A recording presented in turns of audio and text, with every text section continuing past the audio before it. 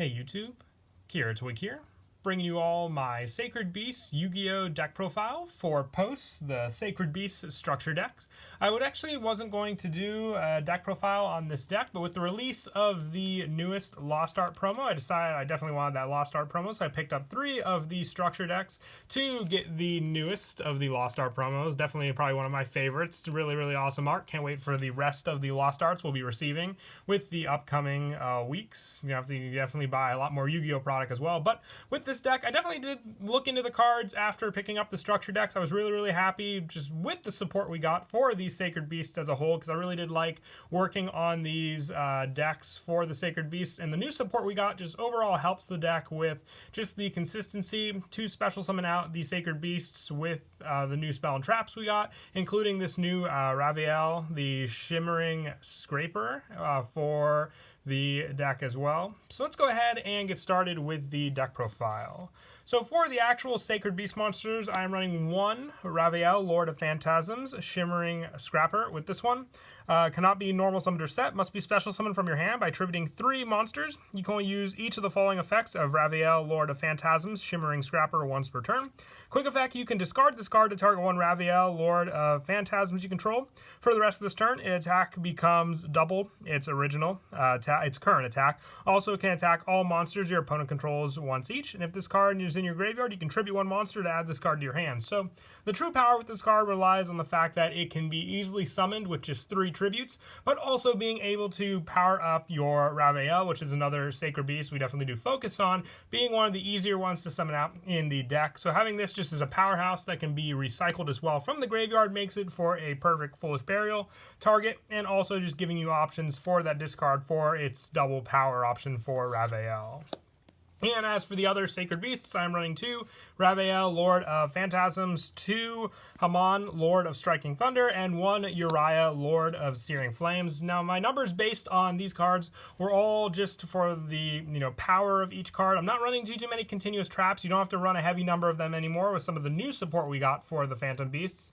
So with Uriah being able to be special summoned through other options now, it's mostly just in here so we have the power plays for our other spells and traps, and also so we can get Armatile, the Chaos Phantom, out, which I definitely wanted to run this in the deck as well to not miss out on any other awesome plays we can do. But Hamon and Raviel are definitely 2 of the better ones, since they both have 4,000 attack each, and just that much easier to summon out Raviel with the tribute of Fiend-type monsters. You can sometimes get out Hamon with the continuous spells we run on the deck, but you have the other options with some of the other monsters we're running also to special summon out these cards onto the field, ignoring their summoning conditions. For the other support that we run, I have 3 Dark Summoning Beasts. This card was reprinted. In this set, you can tribute this card to special summon 1 Uriah, Lord of Searing Flames, Hamon, Lord of Striking Thunder, or Raviel, which I'm just going to say Uriah, Hamon, and Raviel to make them quicker for this video, from your hand or deck, ignoring its summoning conditions. Also, monsters you control cannot attack for the rest of this turn. You can only use this effect of Dark Summoning Beasts once per turn. You can banish this card from your graveyard to add 1 Uriah, Hamon, or Raviel from your deck to your hand. So having search power alone is very, very useful with this card. As always, it was always a 3 of in any of my deck profiles for the deck, and I'm really glad it was reprinted, because it definitely probably would have been a hard card to come by just for the fact that it came out in Duelist Saga. But other than that, you definitely want to run 3 of it for its easy method to summon out your cards onto the field. And for some of the other, Dark Beasts we received, I'm also running 3 Dark Beckoning Beasts. This is the newest one of the different beasts we received in the structure deck. With this one, when this card is normal summon, you can add 1 Uriah, Hamon, or I was about to say Uriah again, Raviel, from your cards that specifically list any of these cards from your deck to your hand. So with this having the options of searching any of those cards that list these cards as well as them themselves, you can also, except for this card, you can only use this effect of Dark Reckoning Beasts once per turn, and during your main phase, you can normal summon 1 Fiend monster with 0 attack and defense, in addition to your normal summoner set. You can only gain this effect once per turn, but that additional summon will work very well for our next monster we run, but that search power makes it all the better, because it also is listed specifically in the card name that you have Uriah, Hamon, and Raviel in this card's name for the play. So it just makes opening up this card that much better for your plays, or even just being able to tribute summon out your Dark Summoning Beast after searching it, since it does also list Uriah, Hamon, or Raviel in its card text. And I also run for the last of the monsters, since we're focusing just on the Sacred Beasts for the deck, and makes it that much easier just because all these cards did come out of the structure deck. I want to focus on the majority of the cards being available in the structure deck for them, but you contribute this card, which is Chaos Summoning Beast. You contribute this card to special summon one Uriah, Hamon, or Ravael from your hand, ignoring its summoning conditions. You can banish this card from your graveyard, add one Fallen Paradise from your deck to your hand. You can only use each effect of Chaos Summoning Beast once per turn. So the fact that you can search out your very important field spell as well, which is Fallen Paradise, makes this card all the better. It's also a 1-for-1 target, so if you open up that, you can have more monsters set up in the graveyard depending on what card you discard for 1-for-1, and then just have that easy special summon if you opened up one of your Sacred Beasts also. So 3 ofs for all of the beast support monsters. They really do work all very well together for the specific plays that are meant for the deck, and that is getting out your Sacred Beast monsters. Lost Uriah there for a second. But that is it for the monsters. We'll now move on to the spells. For the new spell, I'm running 3 Opening of the Spirit Gates. When this card's activated, add 1 Uriah, Hamon, or Ravael. One monster that specifically lists those cards and its text from your deck to your hand. Once per turn, you can discard 1 card to special summon 1 Fiend monster with 0 attack and defense from your graveyard. And once per turn, if you control a level 10 monster, you can add 1 continuous spell from your graveyard to your hand. You can only activate 1 Opening of the Spirit Gates per turn. But that search power makes it very, very useful. And that recycle power altogether, and the fact that you can go for any of your beast monsters for that summon, makes it all the more powerful to set up the plays you want to special summon out your Sacred Beast monsters also. So you definitely need 3 of it. The fact that it is a searcher, it's just a once per turn searcher, but still that much better altogether.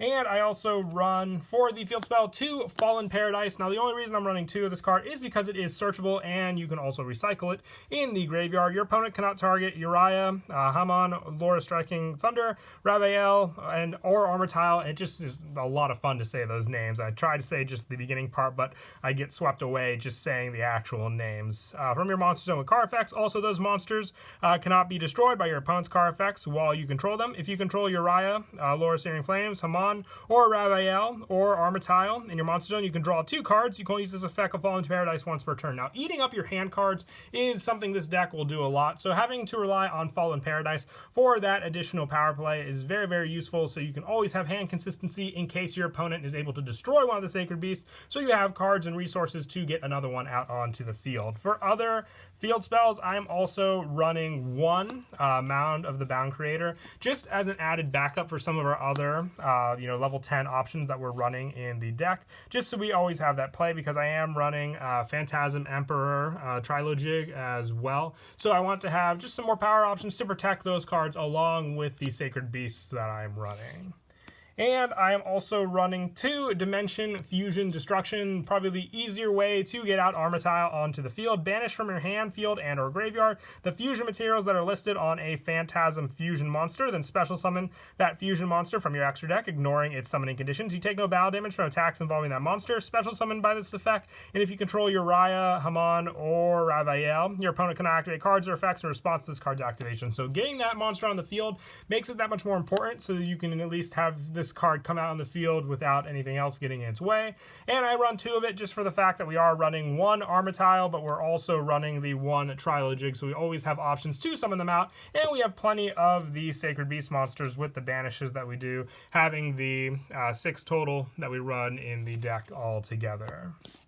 And for some of the other new spells, I'm running 1 Cerulean Skyfire. This is in here for the Hamon play and just the overall protection of it. To special summon Hamon, Laura Striking Thunder using its own procedure. You can also use face down spells you control once per turn while you control an attack position monster.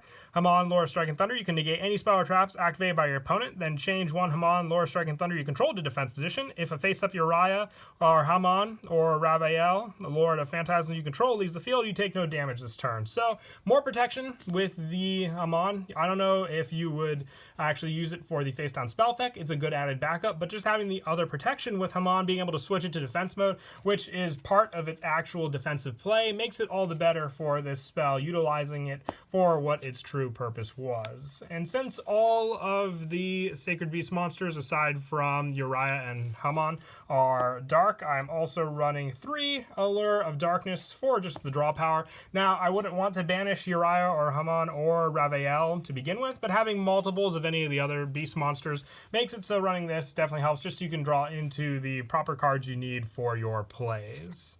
And I also, for the one-ofs, run the 1 Foolish Burial. This can set up your Shimmering Scrapper it's probably Scraper. I can't remember the pronunciation there. Or any of your other beast monsters, so very useful there. 1 Terraforming. Now, I know you can search out your Fallen Paradise with your Chaos Summoning Beast with that setup for your Fallen Paradise as well. But also, just having an option to search out Mound the Bound Creator and 1 more spell to be that much quicker for searching out the field spell makes it all the better. And we already spoke of 1-for-1 earlier with its special summoning setup, so very, very useful there as well. And to finish off the spells, just 3 Call by the Grave. We do a lot of searching and special summoning in the deck, so I don't want any of my opponent's hand traps to ruin that setup. So 3 of this is definitely necessary for any of the Sacred Beast plays to go through. And that's it for the spells. We'll now move on to the traps. I run 3 Awakening of the Sacred Beast, probably the best trap we have in the deck. This card gains effects based on the number of Uriah, Hamon, and Raphael, or on the field you control. Each time, if you have 1, each time your opponent normal or special summons a monster, gain life points equal to the attack of that monster. If there's 2 or more, negate the activation of monsters your opponent controls. And if there's 3, any monsters your opponent's graveyard are banished instead when they're sent there. So this card can really, damper your opponent's plays. So having all 3 set up on the field just means more and more effects for this trap card to go off. And once per turn, if you control a level 10 monster, you can add 1 continuous trap from your graveyard to your hand. That recycle power is just like the recycle power we had with the Cerulean Skyfire, but we also do have a trap card that works with Uriah, which I'm running 1 of, and that is Hyperblaze.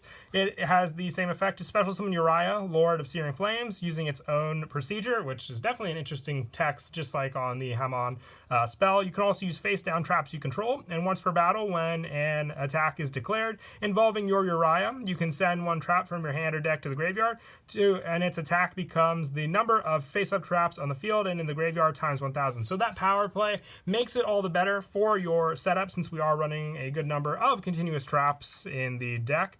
And also, for the rest of this turn, once per turn, you can discard 1 card to add to your hand, or special summon 1 Uriah, Lord of Searing Flames, Hamon, or Raphael from your graveyard, ignoring the summoning conditions. So the setup with this is definitely useful. It's not as a protection play as the Cerulean Skyfire, but Hyperblaze makes it all the better for the trap setup. I only run the 1 of those since we are only running 1 Uriah, so when we have the setup, it works. But other than that, just another continuous trap to work with some of the other ones we have. And lastly, to finish off the main deck and the trap lineup, 3 Escape from the Dark Dimension. We do banish cards a lot, especially with the Fusion one, so being able to special summon our banished ones back onto the field for their own effects to use is all the better, especially using 3 of this. And that is it for the main deck. When I move on to the extra deck, I run 1 Armityle, the Chaos Phantasm.